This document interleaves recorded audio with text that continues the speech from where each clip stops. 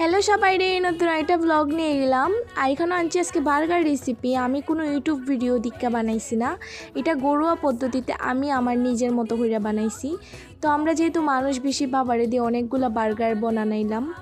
রসুন পেঁয়াজ আর মরিচ খাটাই রাখছি। খাটা ওটা থাকলে আমার রাঁধতে ভালো লাগে, যেটা হয় ফাঁকিবাজ রান্দা।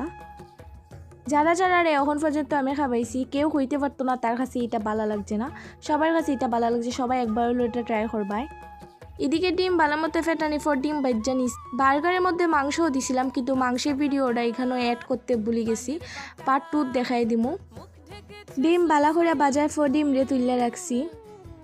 রসুন পেঁয়াজ মরিচ একসাথে বাজার পর ওটার মধ্যে হলদির গুঁড়া, লবণ, মরিচ, জিরার গুঁড়া, দইনার গুঁড়া, টমেটো সস দিয়ে বালামতে মিশাই নিছি।